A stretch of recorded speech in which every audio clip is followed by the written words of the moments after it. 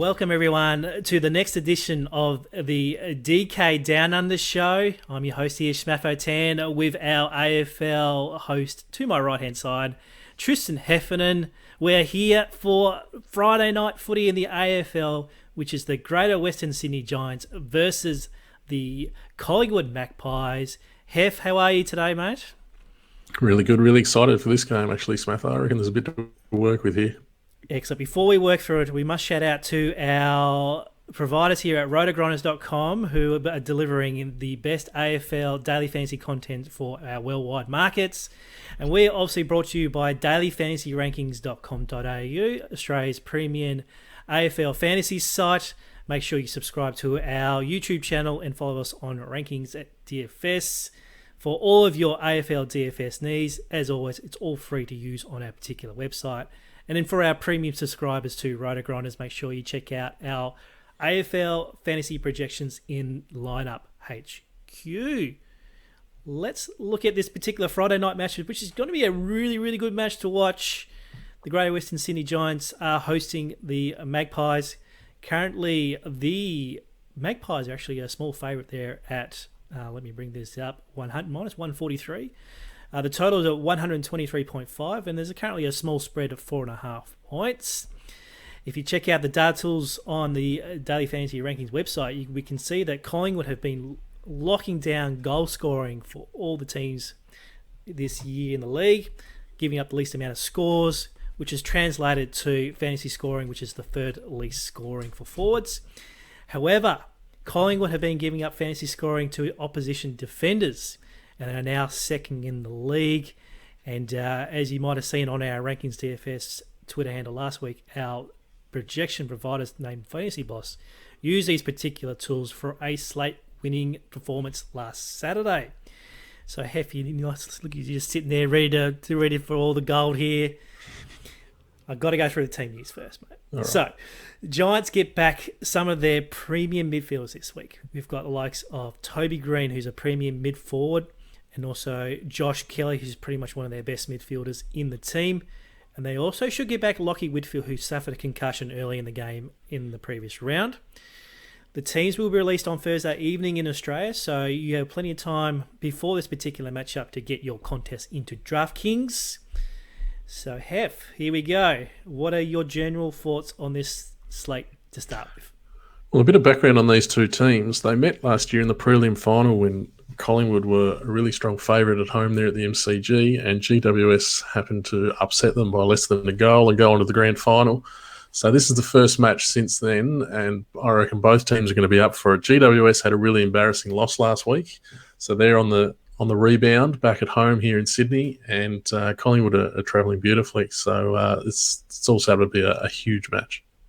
All right, so when we're breaking down our DraftKings lineup, we'll get the core up there for us again, and we're going to start here with the Rucks. And unfortunately, Hef, there's a bit of not much here to work off here.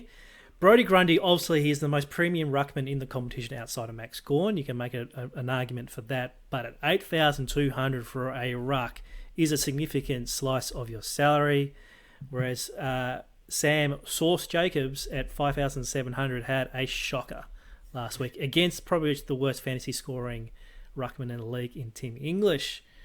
There is one more option there in Darcy Cameron, but we're not too sure if he's going to keep his spot. So, Hef, it's just pretty much two selections here, Grundy or Jacobs. Yeah, my mail is Cameron's going to get dropped for our big American mate Mason Cox to return for his first game of the year. So I think we're down to Grundy or Jacobs, and this is the easiest decision we'll come across all year. At those prices, lock in Brodie Grundy, throw away the key, move on to the rest of your team. He's too mobile. He's just too good for Jacobs, who's in the twilight of his career. I think this is an easy one. I'll be going 100% Brodie Grundy. Yeah, you have to select him first. Don't try and jam him in the end. You just pick him first and move on. Let's move on to the defence. And Collingwood's Braden Maynard, gets a $1,200 bump from the Saturday slate last week after his 107 points versus the Saints. As we alluded before, Collingwood is leaking down back to fantasy scorers though. So are the Giants' backs in play this week? Yeah, definitely. And they're in good form too, the Giants' backs. A few of them scored really well against the Bulldogs last week. And Yeah, the points are pointing towards the Giants' backs, and I just see no reason to go against them. A guy I really want to play, he's a little bit more expensive here on DraftKings. I'm super keen on him on Draft Stars, and that's a young fella called Lockheed Ashe.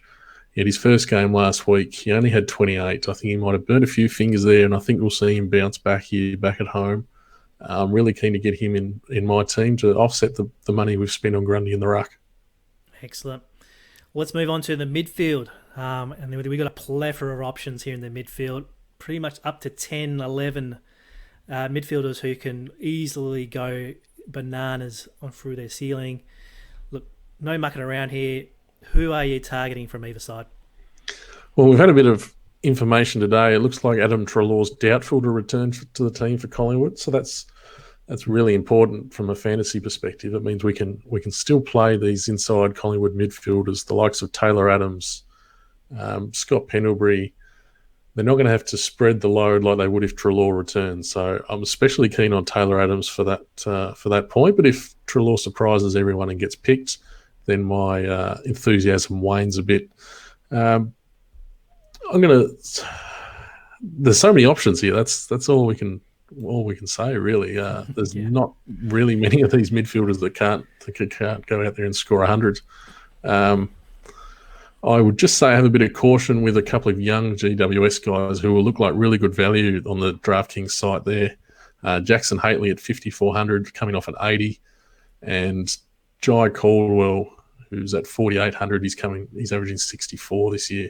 So they look like two really good value players on their averages, but with Josh Kelly returning to the team, Whitfield played very little last game, and even Toby Green comes back, who's got to take a bit of the ball away as well. So I just temper my enthusiasm for those guys too. They're probably not as good value players as what they first look. All right, so my call's looking pretty expensive right now with Adams and Grundy and a bit of backs as well. We need to really find some value down here. Is there any positions or any players in the forwards that we can look at here, Hef? I think there is. Last time these two teams played in Sydney last year, there was a guy called Harry Himmelberg who scored in the 90s, and we can play him here for $3,900.